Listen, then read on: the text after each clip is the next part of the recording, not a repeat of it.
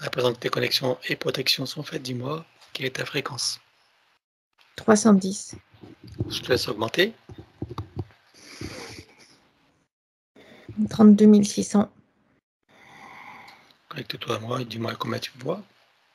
380. Donc je m'aligne sur toi. Oui.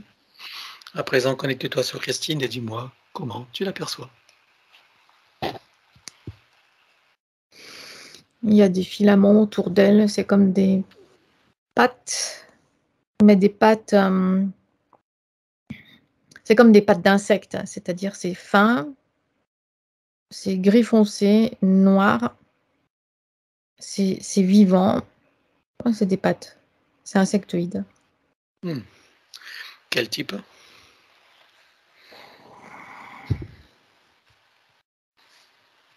Je sais pas. C'est pas des mantes. Bon, on verra tout à l'heure.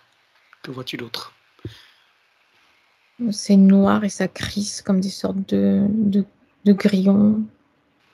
Mais les pattes, c'est pas comme les insectes humains. C'est plus grand.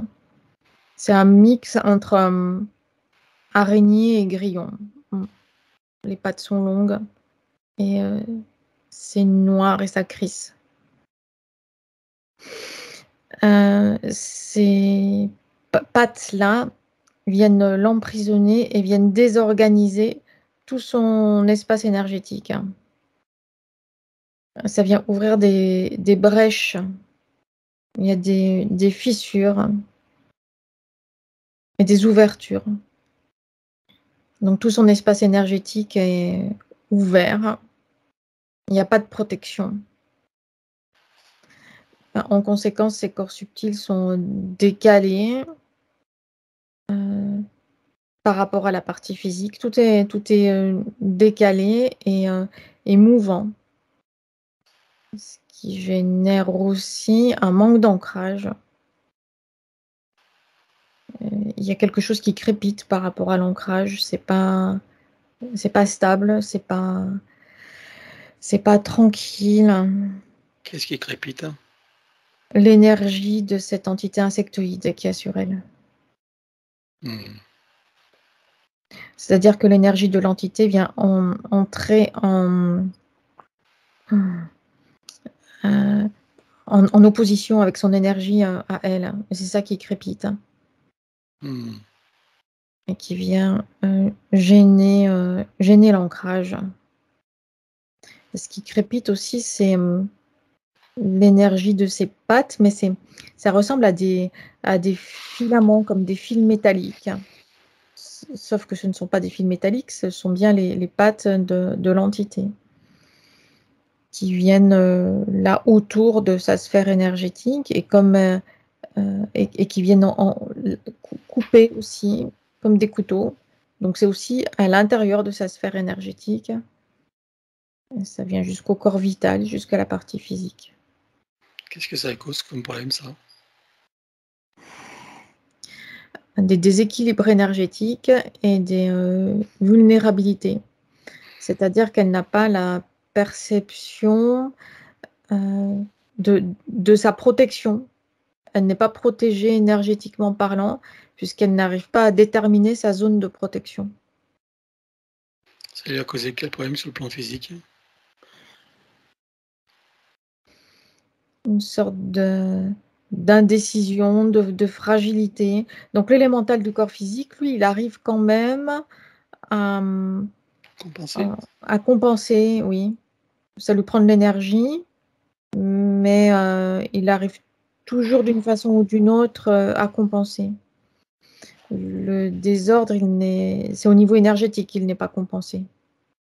Parce que ça vient aussi créer du trouble dans ses perceptions, qu'elles soient physiques ou hors du plan physique, c'est-à-dire sensoriel ou extrasensoriel.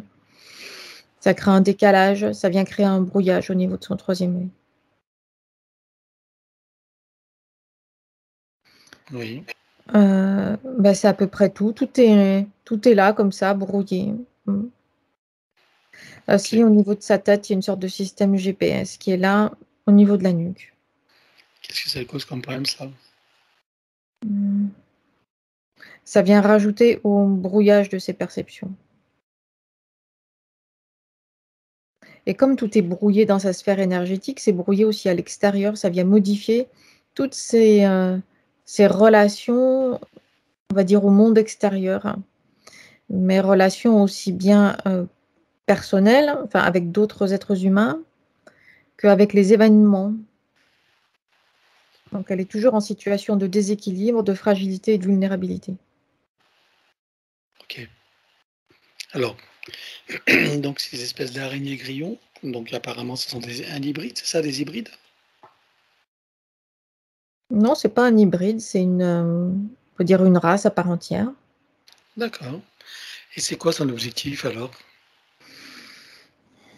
Mais toujours ces crissements là, comme une sorte d'écrasement, quelque chose de friable. Elle vient aspirer son énergie comme avec une paille. Sauf que la paille, ce sont en fait ces pattes-là qui sont creuses. Et Mhm. au travers de la surface et de l'extrémité de ses pattes qui sont creuses, elle vient aspirer son énergie à elle. D'accord.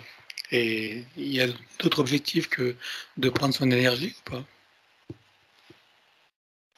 Non, C'est juste pour se nourrir et se nourrir et se maintenir là.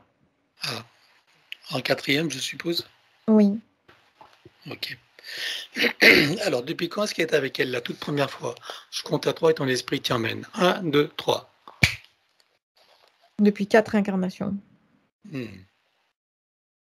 Ok. Comment ça s'est produit la première fois?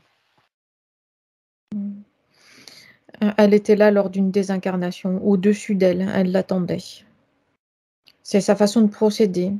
Elle se place au-dessus d'humains qui sont proches de la désincarnation euh, pour, euh, pour être là, présente, dès que la conscience sort du corps. Elle se présente comme une sorte de guide ou quelque chose comme ça, de bienveillant, de sécurisant, qui se présente là pour aider la conscience qui sort du corps physique à se diriger dans toutes ces zones de l'astral qui sont là comme des labyrinthes. Hein. Hmm. Il y a des failles de la part de celle qui est Christine aujourd'hui qui ont permis à cette entité de la repérer. Oui, manque de confiance en elle et indécision, Ah, ça c'est la faille. dispersion aussi. Ok. Et ça, c'est une faille qu'on retrouve encore aujourd'hui. Oui, Indécision et tu mets dispersion. oui, le fait de ne pas savoir se placer, de ne pas prendre sa place, de ne pas s'imposer. Ok. Alors, qu'est-ce qui s'est passé alors? Donc, elle a accepté l'aide de ce guide. Oui, elle l'a suivi euh, et elle s'est comme accrochée aux branches proposées par cette entité-là. Mais les branches, ce qu'elle a perçu comme étant des branches d'arbres, c'était les pattes. Donc c'est elle-même qui s'est accrochée à l'entité. Mhm. Ok. Donc, c'est pris comme un consentement, bien sûr. Oui, ce qui a permis à l'entité de se fermer en quelque sorte autour d'elle. Mhm. Ok. Et depuis 4 incarnations, donc, elle la suit. Oui, Bien. Alors, je suppose que toutes les parties d'elle prennent l'information et se rendent compte de comment elles se sont fait avoir. oui. Parfait. Combien est-ce qu'elle a eu de vies humaines sur Terre, donc dans cette boucle de manifestation du soi supérieur? Dans cette boucle-là, 28. 28 vies humaines. Hein. Bien. On va aller voir d'où elle vient avant d'entrer dans cette fausse matrice. Sous quelle forme? Un, 2, 3. Elle vient d'un lieu où ils sont tous réfugiés ensemble dans une sorte de bulle protectrice. Les consciences sont jeunes et inexpérimentées. Elles se serrent là les unes contre les autres. dans cette bulle. C'est comme une sorte de bulle de protection qui se déplace principalement en 5e dimension. Mais la Ouais. dimension d'origine, c'est la 6e dimension. D'accord. Et ils ont un lieu d'origine? Oui, il y a eu un déplacement quantique d'un autre univers, quelque chose comme une sorte d'univers parallèle au nôtre, assez semblable dans sa structure. L'objectif, c'est d'essaimer des consciences au travers des univers, comme pour apporter des consciences neuves, un nouvel élan, un nouveau souffle dans les univers, de nouvelles consciences qui se déploient. D'accord. Et qui a décidé d'essaimer ces nouvelles consciences dans d'autres univers? C'est une intention commune de plusieurs soi supérieurs pour enrichir leurs expériences. D'accord. C'est comme s'il y avait une sorte de fatigue des âmes au bout d'un certain temps. Donc les soi supérieurs ont cette capacité à créer de nouvelles structures d'âmes qui sont envoyées dans les univers pour repartir sur de nouvelles bases d'expérimentation. Alors, ce sont des âmes qu'elles ont créées que les soi supérieurs ont créées directement, ou ils se sont servis d'âmes déjà existantes pour les réorienter? Non, ce sont des parcelles de conscience des soi supérieurs qui sont enveloppées dans une sorte de contenant appelé âme et qui est là placé en protection dans cette sorte de bulle. Et cette bulle-là est envoyée dans un univers donné. Donc il y a plusieurs bulles créées comme ça et chacune d'entre elles est envoyée dans un univers donné. D'accord. Le lieu de création de ces bulles-là, c'est dans une sorte de zone inter-univers. Hmm. Alors, c'est intéressant ce que tu rapportes. Donc, les soi supérieurs, pour se manifester, détachent une partie de leur conscience. Oui, Elles créent un contenant qu'on appelle une âme, oui, qui va pouvoir voyager et expérimenter dans des univers c'est ça. divers et nombreux. Est-ce que c'est comme ça que fonctionnent tous les soi supérieurs pour se manifester? Non, c'est une des façons. D'accord. L'âme est un contenant qui est toujours créé par le soi supérieur, puisque tous les humains ont une âme. Oui. Au départ, oui. D'accord. OK. Et est-ce que toutes les manifestations des soi supérieurs, sur le plan de la matière ou autre, commencent déjà par la création d'un gabarit qu'on appelle une âme, ou d'une structure, ou d'une matrice? C'est comme une sorte de protection, en quelque sorte, l'âme. Mhm. Et c'est en même temps un contenant mémoriel. Oui, c'est ça, qui D'accord. représente une protection, une Mhm. sorte de structure à laquelle la conscience peut se raccrocher. OK. Et il y a des consciences qui peuvent exister au sein des univers sans âme ou pas? Dans d'autres formes de manifestation, oui. D'accord. C'est spécifique à l'humain, la création de l'âme, ou c'est Non, aussi... Non, d'accord. Tu as des êtres de 5e, 6e dimension qui ont aussi des âmes exact. et d'autres dimensions. Oui, OK. Et donc il y a des formes d'existence qui n'ont pas d'âme. il y en a, oui. C'est-à-dire que ce sont des pures consciences, pure énergie, c'est ça? C'est ça, c'est dans ce que l'on appelle des sphères plus élevées. D'accord. OK, c'est intéressant. Bien. Alors qu'est-ce qui se passe pour elle? Elle est dans cette bulle qui se déplace en 5e dimension. Mhm. Voilà, Elle passe d'un univers à l'autre voilà.